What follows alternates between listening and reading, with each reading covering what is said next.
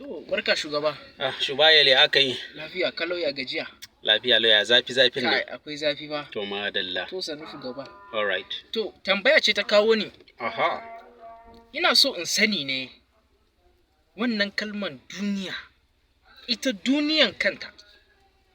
A bani tarihinta da bayani sosai akai. Do. Yawa, idan ka samu mai doing